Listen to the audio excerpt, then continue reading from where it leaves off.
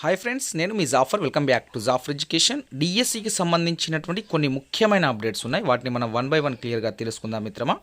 ముఖ్యంగా ఈరోజు వెరిఫికేషన్కి వెళ్ళినటువంటి ఎడ్జిటి మిత్రుల యొక్క అనుభవాలు, అదేవిధంగా వెరిఫికేషన్ ఏ విధంగా కొనసాగుతుంది, సో ఆ విషయాన్ని మనము తెలుసుకుందాం. అదేవిధంగా స్కూల్ అసిస్టెంట్ వారికి సంబంధించి లిస్ట్ ఎప్పుడు వస్తుంది, ఈ విషయాన్ని మనము ఈ వీడియోలో క్లియర్గా తెలుసుకుందాం. వీడియో చూస్తున్న మిత్రులందరూ వీడియోని లైక్ చేసి మీ యొక్క సపోర్ట్ని తెలియజేయండి.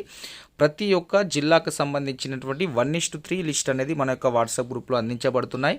అదేవిధంగా ఏ అప్డేట్ ఉన్నా ఎప్పటికప్పుడు మన యొక్క వాట్సాప్ గ్రూప్లో షేర్ చేయడం జరుగుతుంది. సో మీకు కావాలి అనుకుంటే వాట్సాప్ లింక్ను మన యొక్క కామెంట్ సెక్షన్లో పిన్ చేసి పెడతాను. అక్కడ నుండి మీరు మన యొక్క వాట్సాప్ గ్రూప్లో జాయిన్ అవ్వండి. దాదాపుగా అన్ని జిల్లాలకు సంబంధించిన ఎడ్జిటికి సంబంధించి 1:3 లిస్ట్ ఆల్రెడీ నేను షేర్ చేయడం జరిగింది. ఒకటి రెండు ఏదన్నా మిస్ అయి ఉండొచ్చు మిత్రమా. అదేవిధంగా ఈ స్కూల్ అసిస్టెంట్ అండ్ ఎల్పీకి సంబంధించినటువంటి లిస్ట్ తొందరనే వస్తుంది. మనకు ఇంకో 1 అవర్ 2 అవర్స్లో అది వస్తుంది. అది వచ్చిన వెంటనే మన వాట్సాప్ గ్రూప్లో షేర్ చేయడం జరుగుతుంది. దాన్ని గమనించండి. ఇక్కడ ఒక విషయాన్ని గమనించినట్లయితే, ఫస్ట్ ఆఫ్ ఆల్ వెరిఫికేషన్కి సంబంధించి మీరు ఈ రోజు నుండి 2 నుండి అక్టోబర్ 5 వరకు ఎప్పుడైనా మీరు వెరిఫికేషన్కి అటెండ్ అవ్వచ్చును, మీ యొక్క వెరిఫికేషన్ చేసుకోవచ్చును. దీన్ని గమనించండి. ఫస్ట్ ఈరోజే వెళ్ళాలి, ఇదే డేట్ అనేది ఏం లేదు మిత్రమా. ఏ డేట్ ఏం మెన్షన్ చేయట్లేదు. మీరు ఈ రోజు మీ ఎడ్జిటి మిత్రులు కొందరు వెళ్ళారు, కొందరికి రేపు వెళ్ళినా నో ప్రాబ్లం, ఓకేనా. ఇలా అక్టోబర్ 5 వరకు మీరు వెరిఫికేషన్ ఎప్పుడైనా అటెండ్ అవ్వచ్చును. సో అక్టోబర్ 5 కంటే ముందే అటెండ్ అయితే ఏమవుతుందని, మన దగ్గర ఏమైనా సర్టిఫికెట్స్ లేకపోతే, ఏమన్నా మన దగ్గర మిస్టేక్స్ ఉంటే నెక్స్ట్ రోజు మనం సబ్మిట్ చేయడానికి అవకాశం ఉంటుంది. కాబట్టి సో 5 లోపే కంప్లీట్ చేసుకునే ప్రయత్నం చేయండి ప్రతి ఒక్క అభ్యర్థి, రైట్. దూరం ఉన్న అభ్యర్థులు ఎవరైనా ఉంటే 5 వరకు మీ యొక్క వెరిఫికేషన్ని కంప్లీట్ చేసుకునే అవకాశం ఉంది. అక్టోబర్ 5 వరకు ఎప్పుడైనా ఏ సబ్జెక్ట్ అయినా, ఏ ఎడ్జిటి వాళ్ళైనా, ఎవరైనా మీ యొక్క వెరిఫికేషన్ని పూర్తి చేసుకోవచ్చు. దీన్ని గమనించండి, రైట్. ఇక రెండవది, ఈరోజు వెరిఫికేషన్ ఎలా సాగిందనే విషయాన్ని ఒకసారి చూద్దాం. ఫస్ట్ ఆఫ్ ఆల్ మిత్రమా, వెరిఫికేషన్కి సంబంధించిన ఆర్డర్ మనం ఇంతకుముందు చెప్పాం, అదే విధంగా పెట్టుకోండి. చెక్ లిస్ట్ నింపండి, ఒకటి సరిపోతుంది. ఫిల్ చేసి దాని మీద అటాచ్డ్ ఏం అవసరం ఉండదన్న. సో మీ యొక్క డీటెయిల్స్ అన్నీ 1 బై 1 క్లియర్గా నింపండి. నింపిన తర్వాత దాని ప్రకారం చూడడం అనేది జరుగుతుంది. So hall ticket number, DSC, caste certificate ఏది ఉన్నా 2015 నుంచి కొత్త జిల్లాలది ఉంటే బెటర్. ఒకవేళ 2015 ఉన్నా నో ప్రాబ్లం. సో దాన్ని గమనించే ప్రయత్నం చేయండి. ఫిజికల్ హ్యాండిక్యాప్ సర్టిఫికేట్, అదేవిధంగా ఈడబ్ల్యూఎస్ సర్టిఫికేట్ వాళ్ళకి ఈడబ్ల్యూఎస్ సర్టిఫికేట్ ఉండాలి. ఎక్స్ సర్వీస్ మ్యాన్ ఉంటే ఎక్స్ సర్వీస్ మ్యాన్ సర్టిఫికేట్. ఇక ఎన్ఓసి అంటే ఇది గవర్నమెంట్ ఎంప్లాయీస్కి సంబంధించి. సో క్యాస్ట్ సర్టిఫికేట్ దగ్గర ఎక్కడ కూడా నాన్ క్రిమినల్ సర్టిఫికేట్ అయితే అడగలేదు, దాన్ని గమనించండి, ఓకే. ఎక్కడ కూడా నాన్ క్రిమినల్ సర్టిఫికేట్ అడగలేదు. మన చెక్ లిస్ట్లో కూడా అది లేదు. చెక్ లిస్ట్లో అయితే డీటెయిల్స్ మనం అడిగారో, సో ఆ డీటెయిల్స్ మాత్రమే, దానికి సంబంధించిన సర్టిఫికేట్స్ మాత్రమే మనం సబ్మిషన్ చేయాల్సి ఉంటుంది. ముఖ్యంగా బోనఫైడ్ సంబంధించి చూసుకున్నట్లయితే స్టడీ సర్టిఫికేట్ 1 to 7th అడుగుతున్నారు. సో కొందరు అభ్యర్థుల దగ్గర first class, second class bona fide లేకుంటే సో లేదు అనేది వాళ్ళు రాయడం అనేది జరుగుతుంది. సో ఇక్కడ ఏం చేయండి అంటే, ఫస్ట్ సెకండ్ క్లాస్ బోనఫైడ్ లేనప్పుడు మీరు సంబంధిత ఎంఆర్ఓ దగ్గర ఈ యొక్క మాన్యువల్గా సర్టిఫికేట్ తీసుకునే ప్రయత్నం చేయండి. సో ఎంఆర్ఓ ఇస్తారు లోకల్ సర్టిఫికేట్, సో అది తీసుకునే ప్రయత్నం చేయండి. సో లేకున్నా నో ప్రాబ్లం. బట్ మీకు ఒక డౌట్ ఉంటుంది కదా, పెన్ తోటి రాశారు సార్ నాకు ఫస్ట్ సెకండ్ క్లాస్ బోనఫైడ్ లేదు అని. సో ఆ డౌట్ ఉంటే మీరు ఎంఆర్ఓ ఆఫీస్ దగ్గరికి వెళ్ళి ఆ యొక్క సర్టిఫికేట్ని తీసుకుంటే సరిపోతుంది మిత్రమా. ఇంకా నెక్స్ట్ మిగతా ఎస్ఎస్సి సర్టిఫికేట్స్, ఇంటర్ సర్టిఫికేట్, ఎడ్జిటి వాళ్ళు 10th సర్టిఫికేట్, ఇంటర్ సర్టిఫికేట్ తర్వాత ప్రొఫెషనల్ కోర్స్ టీటీసీకి సంబంధించిన మార్క్స్ మేము ప్రొవిజనల్ పెట్టేసి దాని తర్వాత డైరెక్ట్గా టెట్ మార్క్స్ కార్డ్ పెడితే సరిపోతుంది. మీరు మళ్ళీ డిగ్రీ చేశాను సార్, డిగ్రీది కూడా పెడతాను, బీఎడ్ చేశాను సార్, బీఎడ్ది పెడతాను అవసరం లేదు. ఎడ్జిటికి ఇవన్నీ అవసరం లేదు. ఎడ్జిటికి ఓన్లీ ఇంటర్ ప్లస్ డిఎడ్ వరకు సరిపోతుంది, ఓకే.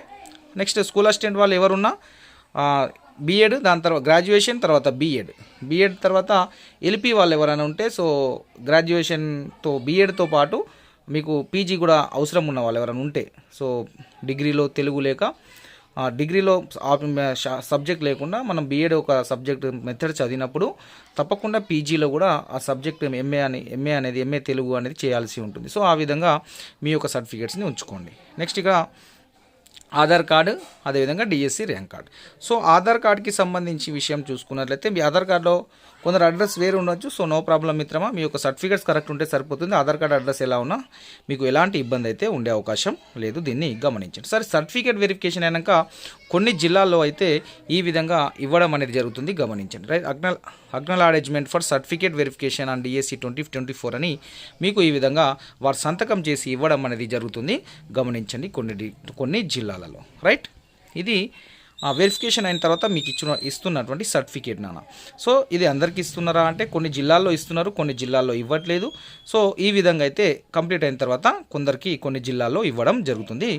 గమనించే ప్రయత్నం చేయండి. రైట్, ఇక్కడ నెక్స్ట్ ఇక మనకు 1:3 లిస్ట్లో చాలా లోకల్ స్టేటస్ దగ్గర యూఆర్ అని కనిపిస్తుంది, అన్రిజర్వ్డ్ అని కనిపిస్తుంది. రైట్, ఇక్కడ ప్రతి జిల్లాలలో నాన్ లోకల్ పోస్టులు అనేటివి ఉంటాయి. సో ఆ నాన్ లోకల్ పోస్టులో టాప్ మెరిట్ ఉన్న వాళ్ళతో పాటు మిగతా కొందరికి ఈ రోస్టర్ ప్రకారం అనేది కొందరికి అన్రిజర్వ్డ్లా లోకల్ స్టేటస్ అనేది చూపించడం జరుగుతుంది. అంటే దాని ఉద్దేశం వీరి క్యాస్ట్లో జాబ్ వస్తుందా రాకుండా చేయడం అనేది కాదు మిత్రమా.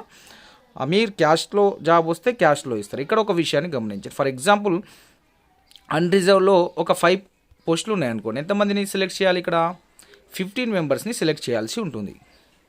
అన్రిజర్వ్డ్ అంటే నాన్ లోకల్ 5%, ఒక నాన్ లోకల్ 5% అంటే ఒక 5 పోస్టులు ఉన్నాయనుకోండి, 5 పోస్టులు ఎంతమందిని సెలెక్ట్ చేయాలి? 15 మందిని సెలెక్ట్ చేయాలి. సో దాని ప్రకారము ఒక 15 మెంబర్స్కి యూఆర్ అనేది లోకల్ స్టేటస్ దగ్గర కనిపించడం అనేది జరుగుతుంది. గమనించండి. రైట్, ఇక్కడ అన్రిజర్వ్డ్ అని కనిపిస్తుంది. సో దాన్ని గమనించే ప్రయత్నం చేయండి. దానివల్ల లోకల్ స్టేటస్ అని మీరు అన్రిజర్వ్డ్ వస్తుంది సార్, రిజర్వేషన్లో నాకు జాబ్ రాదు అని ఇలాంటి ఏం టెన్షన్ పెట్టుకోకండి, అలాంటి టెన్షన్ పడకండి మిత్రం, అలా ఏమో ఉండదు. ఓకేనా. ఇది అన్రిజర్వ్డ్ అనేది నాన్ లోకల్ 5% సంబంధించిన పోస్టులకు సంబంధించి ఒక పోస్టుకి 3 సెలెక్ట్ చేయడం అనేది జరిగింది. సో దాన్ని మీరు గుర్తుంచుకునే ప్రయత్నం చేయండి, టెన్షన్ పడకండి. ఓకే, ఇంకా నెక్స్ట్ ఇక్కడ స్పోర్ట్స్కి సంబంధించి ఆల్రెడీ వెరిఫికేషన్ వాళ్ళకు కూడా నడుస్తుంది. సో స్పోర్ట్స్కి సంబంధించి కూడా నో ప్రాబ్లం, వారికి కూడా అందరికీ ఛాన్స్ ఇవ్వడం అనేది జరిగింది.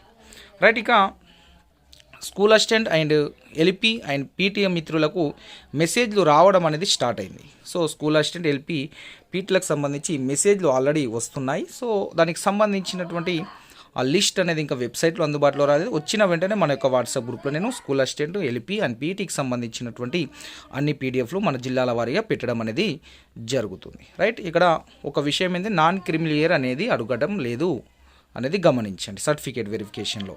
ఓకే రైట్, ఇంకా మీకేమైనా డౌట్స్ ఉంటే చిన్న డౌట్స్ ఉన్నాయి, చాలామంది కాల్ చేస్తున్నారు, నాకు నాన్ స్టాప్గా కాల్స్ వస్తున్నాయి, అర్థం చేసుకొని కొందరికి లిఫ్ట్ అవుతున్నాయి, కొందరికి మాట్లాడేటప్పుడు మళ్ళీ కట్ అయి ఉండొచ్చు, మళ్ళీ వెయిటింగ్లో రావచ్చు. సో అలాంటివి అవుతున్నాయి. సో నేను దాదాపుగా అందరితోటి మాట్లాడే ప్రయత్నం చేస్తున్నాను, కాల్ బ్యాక్ కూడా చేస్తున్నాను. అదేవిధంగా మెసేజ్ రిప్లై అంటే ఇవ్వలేకపోతున్నాను మిత్రం, నెంబర్ ఆఫ్ మెసేజెస్ అనేవి ఉన్నాయి వాట్సాప్లో. సో గ్రూప్స్ కావచ్చు, అదేవిధంగా మీరు పర్సనల్ చేసిన మెసేజెస్ కావచ్చు, రిప్లై కొందరికి ఇచ్చే ప్రయత్నం చేస్తున్నాను, కానీ కష్టం అవుతుంది. సో కాల్ చేసిన వాళ్ళకు కూడా మాట్లాడే ప్రయత్నం అయితే చేస్తున్నాను, దాన్ని గమనించండి. మీకు సమస్య ఉంటే తప్పకుండా కాల్ చేసిన మెసేజ్ చేసిన నేను రిప్లై ఇచ్చే ప్రయత్నం అయితే చేస్తాను మిత్రమా. మీ డిఎస్సి వెరిఫికేషన్ అయ్యేంత వరకు, మీకు అపాయింట్మెంట్ వచ్చే వరకు మా జాఫర్ ఎడ్యుకేషన్ అనేది సపోర్ట్గా ఉంటుంది.